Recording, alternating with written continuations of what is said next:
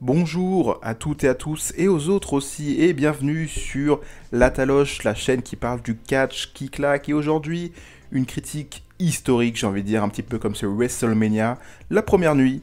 On va en parler tout de suite, hein, tous ensemble. On a eu peur en ces débuts de soirée. La pluie s'est invitée du côté de Tampa. On a eu quelques interviews impromptues pour essayer de gagner du temps.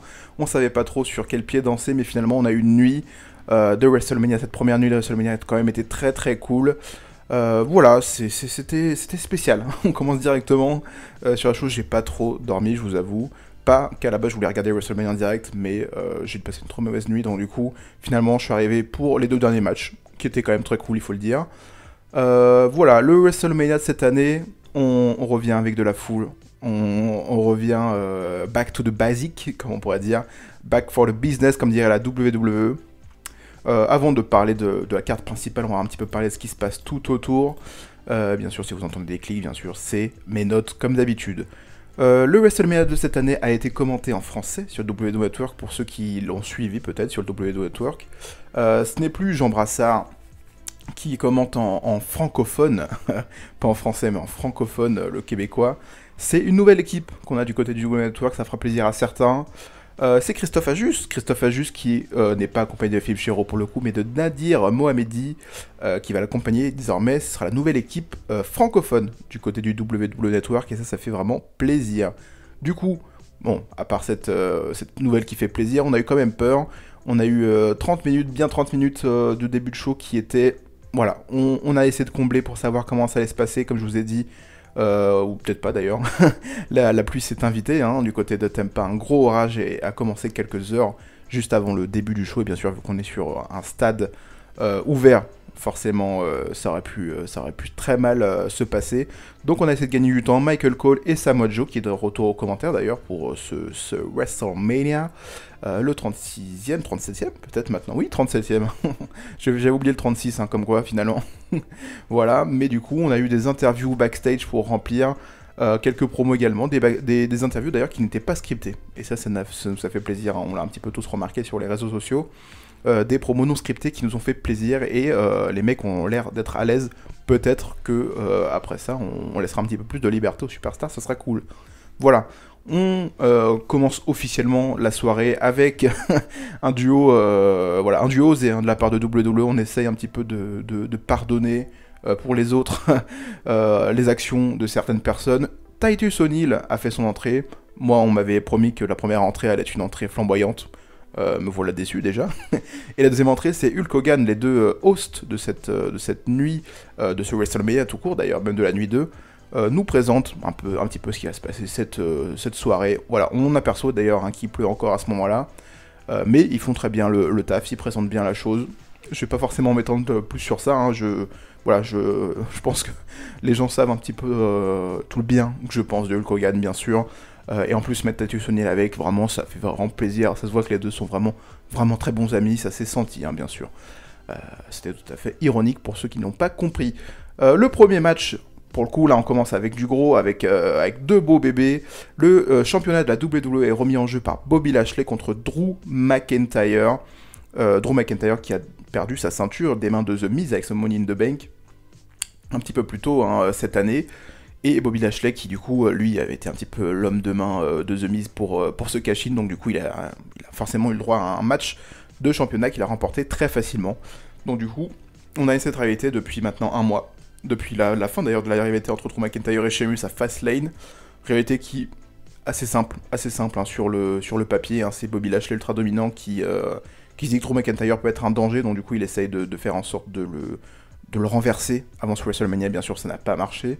Mais c'est une présentation simple pour la rivalité qui a très très bien fonctionné, comme je vous l'ai dit. Le match en lui-même, je vous avoue qu'il m'a pas forcément beaucoup plu. Il est très très basique, très bien, mais jamais flamboyant. Ce serait peut-être la façon de décrire ce match. Il était très bon, mais jamais flamboyant. Ils ont quand même bien fait le taf. Ils ont réussi à mettre la foule déjà en jambes. Et d'ailleurs, quel plaisir hein, de revoir la foule, même si Vince McMahon a pas pu s'empêcher de mettre des bruits de foule. Voilà, on s'habitue au Thunderdome, donc on met quand même des bruits de foule pour essayer de renforcer la chose. D'ailleurs, Hulk Hogan s'est fait massivement huer, hein, mais on a réussi à cacher ça. Bravo à la WWE. Le match en lui-même est, comme je l'ai dit, très très correct. Je m'attendais vraiment pas à une victoire de Drew McIntyre, je vous l'avoue. L'année dernière, il a eu son WrestleMania Moment, malheureusement, devant une salle vide, mais il a eu son WrestleMania Moment. Et pour moi, s'il gagnait ce match-là, ça aurait juste été une manière de dire oh voilà, dommage, l'année dernière t'as pas pu, alors on te le donne maintenant. Et ça aurait été, je trouve, assez irrespectueux déjà pour Bobby Lashley, qui est quand même une grande superstar, qui l'a depuis d'ailleurs très très longtemps, depuis 2006, pour ceux qui ne le savent pas.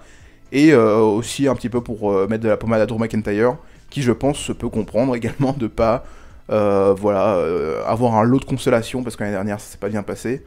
Mais voilà, le match très basique. Ça s'est terminé, je suis un petit peu déçu, c'est terminé sur pas forcément un move impactant.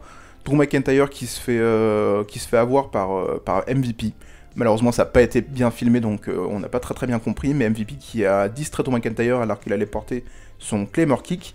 Et du coup, ensuite, Bobby Lashley en profite pour mettre un gros coup de poing voilà, dans le coin à Drew McIntyre. Et ensuite, enchaîner sur son full Nelson pour faire tout simplement abandonner Drew McIntyre. En tout cas, Drew McIntyre qui tombe, voilà, qui s'évanouit.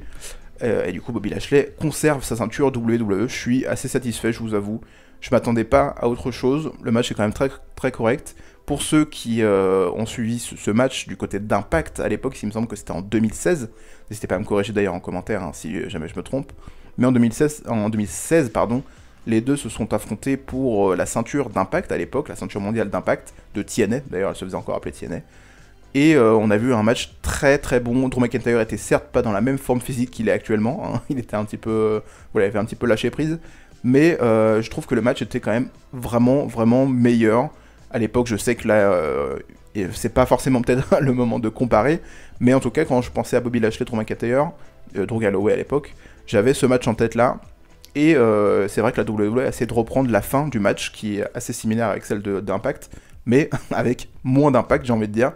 Bobby Lashley qui fout son gros coup de poing. Je vous invite à aller voir d'ailleurs ce match. Il me semble qu'il est disponible sur la chaîne YouTube d'Impact Wrestling, qu'il a partagé dans son entièreté. Voilà, donc ça se finit un petit peu pareil avec un gros coup de poing de Bobby Lashley dans le visage de Drew. Et ensuite il enchaîne avec une finisher. À l'époque c'était le Anaconda Vice qui était sa finisher. Maintenant c'est le Hurt Lock. C'est un petit peu la même chose, mais je trouve en moins fait. Surtout, il n'y a pas vraiment de construction durant ce match-là sur la tête de Drew McIntyre. Donc quand il se prend une droite, j'ai pas trop compris pourquoi est-ce qu'il était directement out. Parce que Bobby Lashley n'est pas forcément présenté comme un mec dangereux dès une de ses prises, voilà. Donc peut-être un petit point négatif sur la construction du match en lui-même, même si, comme je l'ai dit, était très correct. Le deuxième match, c'était un match qui m'emballait pas plus que ça. C'est le match un petit peu bouche-trou, hein. Il y en a toujours dans des gros shows du côté WWE. On a un tag team turmoil match, c'est un gauntlet tag team en gros, hein, pour déterminer les prochaines challengeuses au titre féminine par équipe, qui sera le lendemain. Du coup, le match sera le lendemain. Les différentes équipes, je vous les présente, c'est Naomi et Lana, les deuxièmes arrivées du coup qui ont commencé le match. Il me semble que c'était les fraîchement annoncés.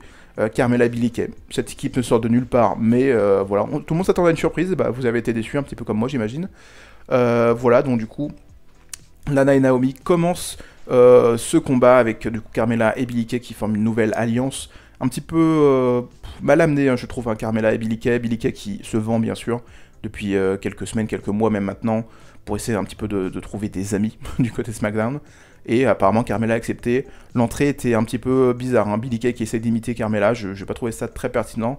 Et d'ailleurs je me suis dit, c'est dommage qu'on associe les deux. C'est dommage toujours hein, d'ailleurs que les Iconics soient séparés, parce que c'était une très bonne équipe, et un très bon duo aussi d'ailleurs. Et Carmella, je sais pas pourquoi, j'avais envie de la voir toujours avec Reginald. Je trouve que c'était quelque chose qui fonctionnait plutôt bien. Mais apparemment Carmella n'est plus dans les petits papiers. Comme quoi ça change très vite du côté de WWE. Mais voilà, donc du coup les deux équipes qui commencent le combat. Naomi et Lana qui arrivent à remporter la victoire. Pas très étonnant, Carmella et Billie Kay semblent être plus quelque chose de comique qu'autre chose. Ensuite on a l'arrivée de Liv Morgan et Ruby Riott. Alors officiellement l'équipe s'appelle toujours Riott Squad. Mais de ce que j'ai pu voir sur la magnifique tenue de Ruby Riott, maintenant ça s'appelle Live to Riot. Donc un petit jeu de mots avec leur nom, leur prénom. J'ai trouvé ça très cool. Liv Morgan, c'est un petit peu ma chouchoute, hein. À chaque fois que je fais une vidéo et que Liv Morgan est sur la carte, je le dis, mais Liv Morgan, c'est un petit peu la chouchoute. J'ai apprécié vraiment beaucoup. Je trouve qu'elle fait un très très bon travail sur le ring et surtout qu'elle a un petit peu un côté underdog, voilà, qu'on apprécie, le côté un petit peu faible mais qui se bat toujours. Ça fonctionne bien avec Liv Morgan, donc voilà, c'est bien joué. Ruby Riott et Liv Morgan qui arrivent à éliminer Naomi et Lana. Il me semble que c'est comme ça, hein, que ça se passe. Peut-être que je me trompe. Non, je me suis trompé bien sûr. Lana et Naomi qui sont fait éliminer directement. Excusez-moi, je me suis totalement emmêlé les pinceaux dans mes notes. D'ailleurs oui, ça m'a beaucoup étonné parce que personnellement j'avais misé sur Naomi et Lana qui allaient remporter ce tag team turmoil, donc forcément dès qu'elles se font éliminer, j'étais un petit peu surpris, mais du coup les Riot Squad qui arrivent et qui arrivent à éliminer assez facilement, j'ai envie de dire, Carmella et Billie Kay avec leur finisher. La finisher du Riot to Live, j'ai envie de la... Live to Riot, ou Riot to Live, ça peut marcher aussi. C'est une sorte de code breaker de Liv Morgan, et ensuite elle la garde sur ses genoux, et Ruby Riott enchaîne avec un Stunton du haut de la troisième corde sur le dos de la catcheuse. C'est une très très belle finisher, hein. Franchement, bien joué à elle. Elles ont réussi à trouver un bon combo qui fonctionne bien. La prochaine équipe qui arrive sur le ring, c'est Mandy Rose et Dana Brooke. Je rigole tout simplement parce que Mandy Rose s'est totalement rétamée lors de son entrée. Elle a glissé, la pauvre. Forcément, le sol était mouillé à cause de cette pluie. Et elle a glissé, donc on a eu des jolies photos, hein, sur les réseaux sociaux. Je vous invite à les chercher si jamais ça vous intéresse. Mais c'était marrant, voilà, c'était marrant. On voit qu'elle rigole, ça a l'air de la faire rire. Tant mieux, j'ai envie de dire. Mais l'équipe Mandy Rose et Dana Brooke, c'est toujours une équipe qui ne m'attire toujours pas, hein. Vraiment, ils peuvent faire n'importe quoi. Là, elles avaient toutes les deux la même tenue, on aurait dit un petit peu des jumelles, hein, mais ça n'a pas fonctionné sur moi. Heureusement, c'est Liv to Riott qui a réussi à remporter encore une fois la victoire et à éliminer du coup Mandy Rose et Dana Brooke. C'était un bon échange entre les quatre catcheuses, mais voilà, comme j'ai dit, Mandy Rose et Dana Brooke, ça m'attire pas, donc forcément, j'arrive pas forcément à m'investir, et on va dire que je suis un petit peu content que ce soit l'autre équipe qui réussit à faire la différence. La prochaine équipe, et il me semble que c'est la dernière, Natalya et Tamina, bien sûr, les deux puissantes, hein, les deux héritières, j'ai envie de dire, de famille un petit peu huppée. On peut dire que c'est la legacy féminine. Natalya et Tamina qui remportent la victoire, pas très étonnant sur Riot Squad, hein, les deux arrivent quand même un petit peu à se battre, à se débattre, surtout Liv Morgan, mais ça fera pas de différence. Natalya et Tamina arrivent à enchaîner avec ce magnifique Heart Attack, qui est l'ancienne finisher de Bret Hart et du regretté Jim Neidhart, le papa de Natalya. Et chose que j'ai plutôt appréciée, c'est que logiquement on pouvait s'attendre à que Natalya enchaîne avec son sharpshooter pour finir. Et non, elle a décidé de faire le changement avec Tamina pour que cette dernière fasse son splash du plus à la troisième corde sur Ruby Riott et fasse le tomber. J'ai trouvé ça plutôt pertinent et plutôt intéressant d'ailleurs pour cette équipe, que Natalya dise: attendez, il n'y a pas que moi, Tamina c'est aussi une meuf puissante, il faut qu'elle ait sa mise en avant, et ça a très bien fonctionné. Malheureusement, pour moi, le résultat avait été un petit peu spoilé, hein, lors du dernier SmackDown, enfin en tout cas le SmackDown d'avant-hier maintenant, ou d'hier, je ne sais pas quand cette vidéo va sortir, je suis totalement perdu avec ces nuits blanches. Donc voilà, on a eu un Tamina contre Nia Jax, donc je m'attendais à ce que Natalya et Tamina allaient remporter la victoire. C'est dommage de la part de WWE d'avoir, entre guillemets, spoilé le résultat sur cette confrontation. Mais voilà, le match était, comme j'ai dit, une sorte de match bouche-trou, mais qui a quand même, je trouve, été assez honnête. Pour un petit peu récap, hein, moi je misais vraiment sur Naomi et Lana, parce que pour moi c'était la suite logique, Lana qui allait à WrestleMania pour affronter au moins Nia Jax. Mais apparemment c'est pas du tout le plan et ils l'ont éliminé très très vite. Carmella et Billie Kay, c'est pas du tout une équipe que je trouve intéressante, c'est vraiment le parti comique, mais il y a vraiment mieux à faire avec ces femmes. Riot Squad ont été très bien traités, je suis très content, parce qu'ils ont fait une très bonne prestation, les deux fonctionnent très bien ensemble, hein. C'est vraiment, ça se voit qu'elles se connaissent bien, et qu'elles s'apprécient, parce qu'elles font quand même du très très bon travail. Et Natalya et Tamina commencent à de plus en plus m'intéresser, parce que je trouve qu'ils dégagent une certaine cohérence, et pour moi c'est très important la cohérence dans le catch, surtout dans les équipes, et pour le coup elles dégagent vraiment une sorte de cohérence et surtout de danger. On a l'impression que c'est vraiment une équipe de femmes puissantes. Voilà, donc j'ai hâte de voir le match de demain. Le prochain match, c'est un match simple pour Cesaro, le premier match simple pour Cesaro, qui affrontait Seth Rollins, est-ce qu'on l'appelle encore le Messie? Je ne sais pas, mais en tout cas celui dont on doit embrasser la vision. Et Dieu seul sait qu'il a raison. Cesaro, le Suisse, qui du coup fêtait son premier WrestleMania solo.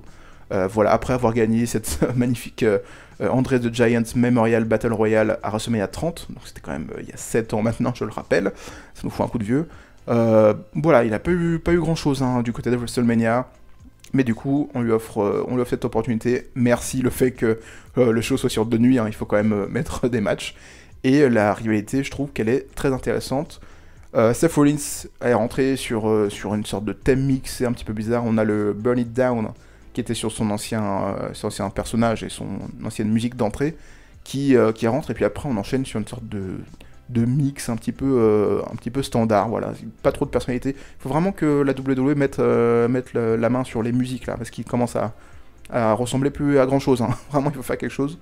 Voilà, malheureusement pour lui, forcément la pluie a un petit peu gâché son entrée, parce qu'on a des poteaux qui devaient être en feu, et la moitié du coup n'ont pas pu s'allumer, j'imagine. Donc ça a un petit peu moins envoyé du rêve.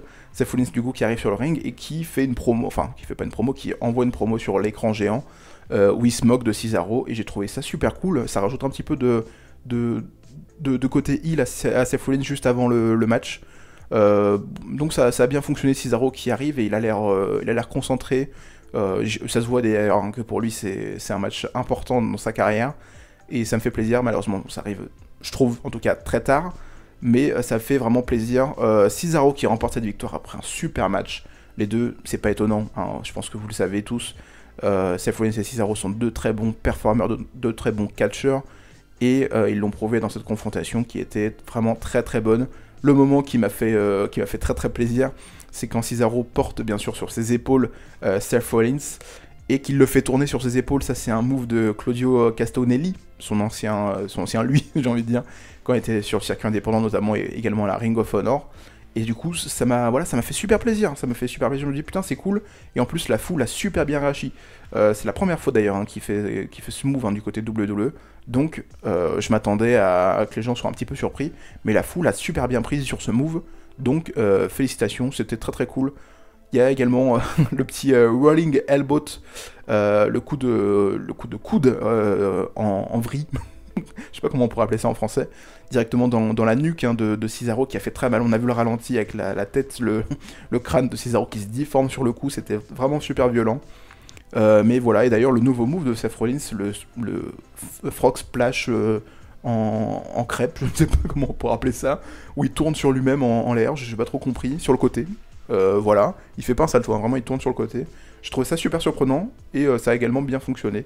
C'est une victoire de Cesaro après un super enchaînement d'ailleurs, le Neutralizer, sa finisher, qui passe super bien, c'est super impactant, ça fonctionne bien, la foule a super bien réagi, et surtout le moment émotion où on voit Cesaro avec ce protège-dents à WrestleMania dessus, et on fait un plan et on voit le visage de Cesaro qui est super ému de ce match-là, de cette victoire, de sa première victoire solo, de ce premier match solo surtout. Et c'était très bien joué. C'était très bien joué. C'est ce que moi personnellement j'appelle des WrestleMania moments. C'est le genre de moment où tu te dis super cool, WrestleMania, c'est un gros show, c'est important, c'est cool. Voilà. Le prochain combat, c'était un match pour les ceintures WWE, les ceintures de Raw, qui étaient défendues du coup par le New Day. Les champions par Xavier Woods et Kofi Kingston qui arrivent dans une super tenue, une super coiffure, d'ailleurs c'était super cool. Voilà, les feux d'artifice, ils jouent super bien. Voilà, les New Day, c'est vraiment l'équipe bankable, tu peux la mettre n'importe où, ça va quand même super bien fonctionner. AJ Styles, du coup, qui fait son entrée avec Omos, son premier match solo, son premier match tout court, d'ailleurs il me semble un de catch, à WrestleMania. C'est quand même à noter, c'est super cool. Omos qui est impressionnant, il est impressionnant, le mec est à l'aise avec la caméra, le mec est à l'aise, il dégage tout, le mec est fait pour la télé, c'est vraiment super cool. C'est un match qui est assez basique sur le coup. AJ Styles qui se fait dominer bien sûr par les New Day qui le conservent dans le coin. D'ailleurs Xavier Woods m'a fait beaucoup rire quand il provoque AJ Styles en le tapant, en lui disant t'es pas un catcheur par équipe, tu sais pas qu'il faut garder un coin du ring pour soi. Et pour le coup, c'est super bien joué parce qu'effectivement, les New Day ont l'habitude de catcher par équipe, alors qu'AJ Styles, pas du tout, même s'il a déjà catché par équipe, je le rappelle, du côté de TNA. Le moment, bien sûr, important, qu'on s'y attendait tous, c'était l'arrivée de Omos, qui était un petit peu attendu pendant tout ce match. Et bien sûr, à un moment, c'est arrivé, c'est très très bien arrivé. D'ailleurs, AJ Styles qui était au sol, et Xavier Woods qui allait lui porter son diving elbow, le coup de coude depuis la troisième corde. et du coup qui se rend compte que Jay Styles va faire le changement, il essaie de sauter, et là Omos prend le changement, et arrive sur le ring qui est forcément méga imposant, il domine tout, et là c'était bien sûr déjà plié, on savait que les deux allaient se faire exploser, et ça, bien sûr, c'est ce qui s'est passé, Xavier Woods et Kofi Kingston se sont fait détruire, et du coup le match est terminé avec une sorte de spinebuster gigantesque de Omos directement sur Kofi Kingston, c'était même plus son chokeslam, hein. On avait l'habitude qu'il porte vraiment un chokeslam pour faire la finisher, mais là non, il porte un spinebuster, donc du coup il le soulève par-dessous les épaules pour directement par les aisselles, c'est comme ça qu'on appelle, hein, en dessous des épaules, qui porte par les aisselles Kofi Kingston, du coup il le jette encore plus haut que lui-même, sa taille qui est déjà très grand, il fait 2m72 hein, il me semble, hein, Vince McMahon l'a dit, 2m72 Omos, voilà, donc c'était quand même très très impressionnant, et ensuite elle a juste à mettre son pied sur Kofi Kingston pour faire le compte de 3 et remporter les ceintures par équipe. Premier match, WrestleMania, première victoire, première ceinture, Omos est incroyable, il faut qu'il soit magnifiquement traité, parce que je pense qu'il peut être vraiment le genre de mec, voilà, où on se dit, il y a de l'argent à se faire avec ce mec-là. Le duo avec AJ Styles fonctionne de mieux en mieux. J'avais un petit peu peur au début que les deux n'arrivent pas forcément à trouver une cohérence. C'est vraiment le mot que j'utilise le plus régulièrement. Mais ça fonctionne de mieux en mieux. Omos a ce petit côté un petit peu comédie qui fonctionne bien du côté de WWE. Et AJ Styles apporte vraiment ce côté performance pure sur le ring. Et ça se complète super bien. Donc du coup, on a des nouveaux champions par équipe en la personne d'AJ Styles et de Omos. Le match suivant, c'était un match Steel Cage, stipulation très inédite du côté de WrestleMania. Il me semble que c'est la deuxième ou troisième fois. Il me semble d'ailleurs que Jimmy Snuka, le papa de Tamina, avait eu un match en cage du WrestleMania, lui. Mais alors c'est vraiment la seule fois où je me rappelle qu'il y a eu un match en cage du côté du WrestleMania. N'hésitez pas d'ailleurs à me dire en commentaire les autres matchs qu'il y a eu Steel Cage, parce que je me rappelle plus du tout. Braun Strowman qui affronte Shane McMahon, rivalité qui était basée sur rien. Voilà, je le dirai un petit peu à la fin de cette nuit 1, et j'en parlerai sans doute également dans la nuit 2, mais la rivalité n'est sur rien du tout. Shane McMahon est revenu du côté de Raw, il est revenu, il a insulté Braun Strowman de stupide, ça ne sort de nulle part. La construction, je la trouve mais forcée de chez forcée. C'est vraiment pour nous mettre un programme. Mais je m'attendais à quand même quelque chose sur un ring pas incroyable en termes de performance, mais de très divertissant. Et bien sûr, c'est ce qu'on a eu. Shane McMahon qui arrive avec ses magnifiques d'ailleurs drones dans le ciel, qui pour lui marcheront avec son logo de $. Pour les autres, malheureusement, ça marchera pas tout le temps. On a vu des essais qui avaient eu lieu la veille, le vendredi soir, on avait vu les drones qui étaient censés être représentés. Malheureusement, ça n'a pas été le cas durant le show, donc j'imagine que ça n'avait pas fonctionné à cause de cette tempête. Braun Strowman qui arrive dans une forme incroyable, j'ai adoré son entrée. Certes, on a toujours ce personnage un petit peu particulier, mais que je trouve efficace du côté de WWE, c'est le Strowman Express. Voilà, c'est le mec inarrêtable qui fonce. Et du coup, j'ai trouvé son entrée super cool parce qu'on a cette fumée qui se dégage, qui est bien sûr liée au train à vapeur, bien sûr, voilà, qui fonctionne super bien. Et Strowman est dans une forme physique incroyable. Il est vraiment dans une forme physique, mais gigantesque. Le mec est impressionnant, il est impressionnant. Et quand je l'ai vu arriver, je me suis dit, putain, le mec, on dirait un viking. Et du coup, je me suis dit, putain, s'il avait été dans la série Viking, le monde aurait changé. Ragnar serait encore en vie. Bien sûr, c'est un spoil pour ceux qui n'ont pas regardé Viking. Mais voilà, la face du monde aurait été changée. Les Vikings auraient dominé la planète s'ils avaient eu un Braun Strowman avec eux. Voilà, bien sûr, Braun Strowman arrive et se fait attaquer juste avant de rentrer dans cette cellule par Elias et Jackson Ricker, qui sont un petit peu les acolytes de Shane McMahon avec des chaises. Ils le tabassent. Et puis il l'amène sur le ring, parce que Shane McMahon apparemment il veut quand même l'affronter. Il dit c'est une bonne idée de quand même l'enfermer avec moi dans cette cage sans personne d'autre. Voilà. Je n'ai pas trop compris, mais pourquoi pas. Et du coup, le match s'enchaîne avec bien sûr au début une domination de Shane McMahon, et un retour petit à petit de Braun Strowman, même si Shane McMahon arrive à jouer sur ce côté qui est apparemment plus intelligent que Braun Strowman pour prendre l'avantage. D'ailleurs, ce magnifique coup de caisse à outils directement, directement sur le crâne de Braun Strowman qui tombe depuis la troisième corde, c'était super cool, c'était bien joué, et la fin du match, bien sûr j'ai adoré, et je me suis dit Shane McMahon, j'ai l'impression vraiment qu'il revient que pour faire des trucs comme ça. Donc bien sûr Shane McMahon qui commence à partir de la cage, qui provoque qui provoque Braun, pardon, alors qu'il est déjà à l'extérieur mais encore sur la cage, et Braun Strowman qui se relève, qui récupère la main qui était passée à travers le grillage, et qui arrache le grillage pour ramener Shane McMahon à l'intérieur. Ensuite les deux sont au-dessus de la cage, hein, directement dessus. Et Braun Strowman balance Shane McMahon du haut de la cage directement sur le ring, et c'était impressionnant. C'était impressionnant. Je m'y attendais pas, hein. Franchement je m'y attendais pas, je pensais que, encore comme on a l'habitude de voir Shane McMahon aller soit contrer avec un coup de pied dans les parties, ou Jackson Ricker et Elias allaient arriver, et pourquoi pas d'ailleurs même eux prendre ce saut depuis la cage, mais finalement c'est bien Shane McMahon qui l'a pris directement, et c'était vraiment impressionnant Shane McMahon. Faut quand même qu'il fasse attention. Bien sûr, Braun Strowman réussit du coup à remporter la victoire. Juste avant, on a un petit message bien sûr voilà, il faut pas être harceleur. C'est Braun Strowman qui dit à la foule voilà ce qu'on devient quand quand on insulte les gens de stupides, il me semble comme ça, ou alors ne laissez personne vous dire que vous êtes stupide avant de porter sur Power Slam pour le tomber et la victoire. Match qui était quand même très honnête. Je sais pas du tout, hein, j'ai pas du tout la durée de ce combat-là, mais il était quand même très honnête.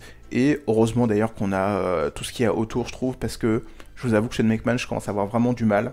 C'est bien, effectivement, c'est le genre de personne qui vend des places, mais ça n'a pas fonctionné. Voilà, pour moi, ça n'a pas d'intérêt, et cette réalité surtout, elle est vraiment sortie de nulle part. Et j'ai vraiment eu du mal à m'y intéresser. Ça avait un petit côté comique qui pour moi n'était pas forcément assumé, et ça m'a un petit peu dérangé, effectivement. L'avant-dernier match du coup que j'ai pu voir en direct, si vous avez suivi cette vidéo. Avant ça, on a eu les Hall of Famers, pardon, qui sont venus sur la rampe d'entrée pour un petit peu dire qu'ils étaient Hall of Famers. Hulk Hogan qui s'est changé avec sa ceinture World Heavyweight NWO. Ça lui a fait plaisir apparemment, et c'était le moment, voilà, le moment Hall of Fame. J'ai pas du tout regardé le Hall of Fame d'ailleurs, je sais même pas s'il est disponible quelque part. Mais voilà, cette année on avait quand même du beau monde, hein. Ils ont mis la sauce, hein, pour faire en sorte d'avoir des gros noms pour un petit peu, j'imagine, relancer la machine avec le public.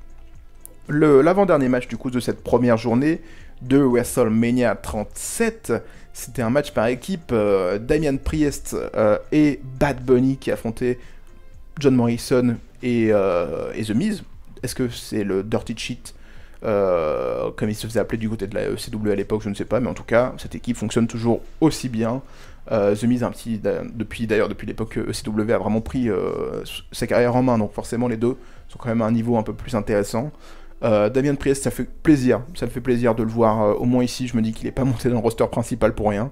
Et Bad Bunny qui fait une magnifique entrée sur ce camion, tout court, j'allais dire ce camion citerne, mais pas du tout, il fait une magnifique entrée sur ce camion. Le mec a une entrée de méga star, ça fait plaisir. Je sais qu'en France, il y a beaucoup de gens qui ont un petit peu du mal avec Bad Bunny, ou le fait de son utilisation, mais aux États-Unis c'est quand même quelqu'un de très très connu. Et d'ailleurs pendant ce match-là, il s'est quand même donné à mal, donc il a quand même bien travaillé. Ça se voit qu'il a travaillé quand même ses placements, comment vendre les prises. C'était super cool. Le match en lui-même est honnête, franchement. C'est pas mauvais. Je vais pas dire que c'est incroyable, parce qu'on s'attendait pas à un match incroyable, mais c'est quand même très très bon pour ce qu'il voulait raconter. Bad Bunny fait une super prestation, hein, il saute depuis la 3ème corde, il fait un magnifique Canadian Destroyer à l'extérieur sur John Morrison. Et ensuite on a du coup Damian Priest, j'ai failli perdre le nom, qui porte sa finisher, et ensuite Bad Bunny qui fait le tomber sur Sam The Miz pour remporter la victoire. Du coup Bad Bunny, c'était pas étonnant, on savait déjà le résultat avant que ça commence, mais c'était une super prestation. Je pense honnêtement que Bad Bunny c'est peut-être l'un des invités qui s'est le plus donné durant sa performance in-ring du côté de WWE. Ça se voit que le mec, il a du respect pour le monde du catch.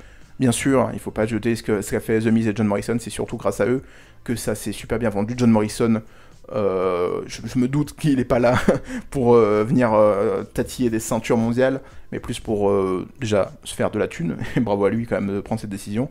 Mais ça reste un mec qui est quand même dans une forme de fou, et qui, je sais, est super sous-estimé, mais qui est un super performeur, hein. C'est quand même je trouve en tout cas l'un des meilleurs catcheurs nord-américains. Facile, le mec est complet, il est talentueux.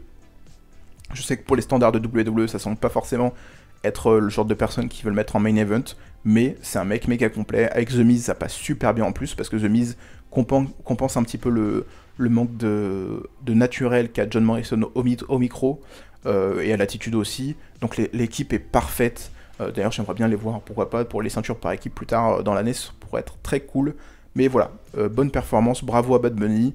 Merci d'avoir mis Damien Priest sur la carte, et surtout un gros merci à The Miz et John Morrison d'avoir réussi à faire une performance comme ça, parce que pour le coup c'est pas du tout eux qui sont mis en avant, et c'est d'ailleurs même eux qui passent un petit peu pour des glands, donc merci et chapeau bas les artistes. Le main event de cette première nuit, c'était un match pour la ceinture de SmackDown, la ceinture féminine. C'était Sasha Banks Sasha Banks qui remettait sa ceinture, The Boss, qui défendait du coup contre Bianca Belair, la gagnante, la remporteuse, j'allais dire, pas du tout, vraiment je suis fatigué, la gagnante du Royal Rumble 2021, qui était d'ailleurs un très très bon Royal Rumble, hein, il faut le noter. La promo m'a bien emballé, alors que la réalité en elle-même ne m'a pas beaucoup emballé, je l'avoue, mais la réalité a réussi à mettre pas forcément du contexte, mais en tout cas plus d'intensité, ce que j'avais pas d'ailleurs hein, durant toute cette réalité. Je trouve que c'était très très plat. Mais en tout cas, la promo, et c'est d'ailleurs le gros point fort hein, de WWE, il faut quand même l'admettre, les promos envoient quand même du pâté, et la promo d'avant-match était incroyable, peut-être l'une des meilleures d'ailleurs, je trouve, hein, de WrestleMania, de tous les WrestleMania confondus, parce que avec vraiment, pour moi toujours je le rappelle, avec pas beaucoup de formes à faire, ils ont quand même réussi à apporter un truc cool, et du coup c'était super sympa. Sasha Banks qui fait son entrée avec une tenue très bizarre, apparemment c'était lié à Kim Possible, l'ennemi Kim Possible, je connais pas très bien le dessin animé, je suis désolé, mais pour le coup voilà, c'était très étrange, hein, ce mélange de couleurs au haut, comme dirait Yannick Noah, mais ce mélange des couleurs de orange, noir et bleu, c'est waouh, c'est épileptique un petit peu. Voilà, donc du coup qui fait son entrée un petit peu plus en boss heel, d'ailleurs qui a fait un petit peu le travail de heel hein, durant tout ce combat, c'était très très bien fait. Et Bianca Belair qui arrive un petit peu avec les manchettes à la Macho Man, moi ça m'a fait plaisir. Et comme je l'ai dit un petit peu plus tôt, les drones n'ont pas fonctionné à part pour Sasha Banks, pour les lunettes de Sasha Banks à mettre dans les airs, mais il devait y avoir plus, il devait y avoir les lèvres Bianca Belair, il devait y avoir également le boss time de Sasha Banks en drone, qui apparemment n'a pas fonctionné. Donc c'est vrai que, vu que j'avais vu les images, je m'attendais à ça et je les ai pas eu, donc ça m'a un petit peu déçu pendant l'entrée. Mais voilà, d'ailleurs il n'y a pas eu d'entrée vraiment spéciale hein, durant cette nuit, hein, par celle de Bad Bunny, et celle malheureusement de Seth Rollins qui a foiré. Mais voilà, le match est très bon, j'ai trouvé le match très très bon sur le ring. Sasha Banks clairement se fait dominer, ça m'a beaucoup étonné. Bianca Belair est supérieure à Sasha Banks sur tous les points, et c'est ce qui est censé être le personnage de Bianca Belair, mais c'est étonnant de le voir autant, je trouve, dans un match. Je trouve que c'est très très bien représenté durant tout l'affrontement. Bianca Belair domine Sasha Banks sur tous les points, sur la rapidité, sur la force, sur l'endurance, sur l'agilité, elle domine de partout. Et du coup, forcément, le match n'a pas duré extrêmement longtemps. Voilà, le match, il me semble qu'il est assez court, il dure 20 minutes, peut-être un peu moins. Mais ça m'a plu parce que j'ai pas besoin d'avoir des main events longs. Allez voir ma vidéo sur NXT TakeOver Stand and Deliver pour aller voir ça.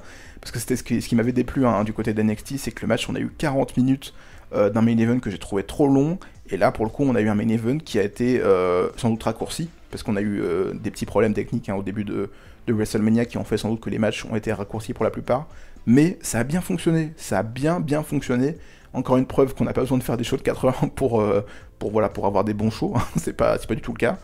Mais là, il y avait tout dans ce match-là. En fait, le match m'a raconté l'histoire que la WWE a pas réussi à me raconter depuis ce début de réalité entre Bianca Belair et Sasha Banks. Et c'est super cool, parce que c'est ce que j'attends moi en tout cas du catch, c'est qu'on me raconte des histoires sur le ring, et ce match-là m'a vraiment raconté une histoire qui était très claire et très bien jouée. Donc bravo. Bianca Belair qui remporte cette victoire après son coup de tresse, qui a d'ailleurs a littéralement ouvert hein, Sasha Banks sur le côté, et ensuite a enchaîné avec son KOD, son Kiss of Death, si vous voulez, voilà, pour remporter la victoire, et du coup devenir la nouvelle championne de SmackDown, sa première ceinture du côté de WWE, il faut le noter, elle n'a pas gagné de ceinture du côté de NXT, Et du coup, voilà, on finit cette nuit 1 sur Bianca Belair, ultra heureuse. D'ailleurs, elle a pleuré avant le match. Moi, ça m'a touché, ça m'a vraiment touché, parce que Bianca Belair, c'est quelqu'un que je suis depuis le Mae Young classique, il me semble que c'était le premier. Donc voilà, j'ai suivi toute sa carrière, en tout cas du côté de WWE, et c'est un personnage que je trouve très cool.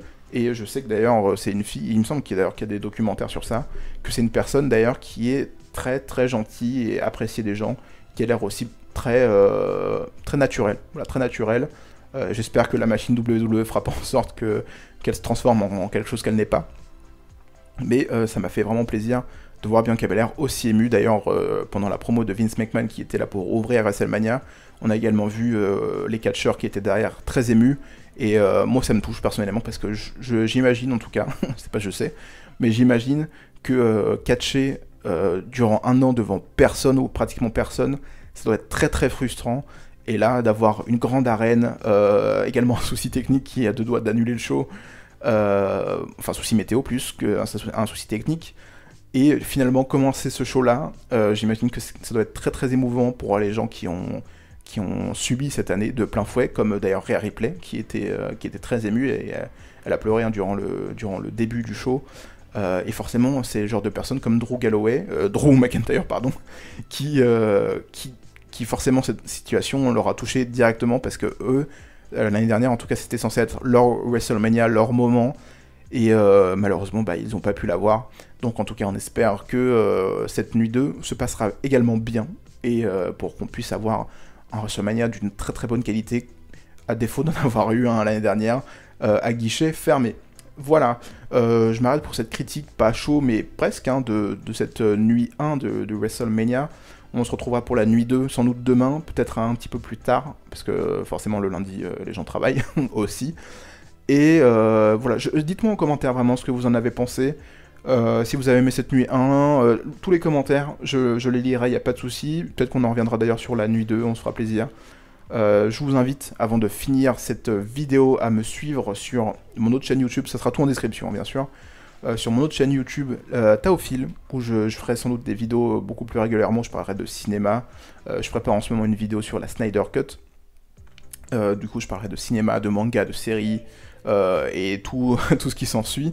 Et également sur le Twitch Théophile, où je ferai sans doute des lives pour un petit peu parler, pourquoi pas de catch, également de cinéma, des choses comme ça.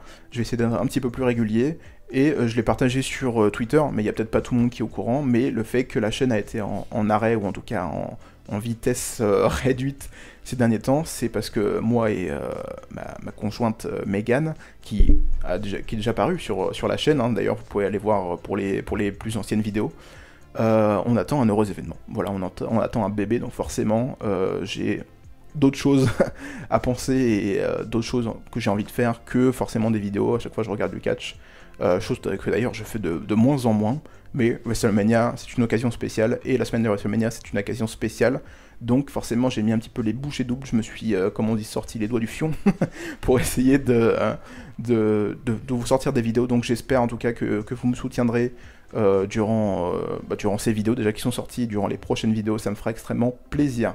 Voilà, je vous retiens pas plus, soyez toujours fiers des fans de catch, et on se donne rendez-vous pour la nuit 2 de WrestleMania, et bonne semaine de WrestleMania à tous, bisous.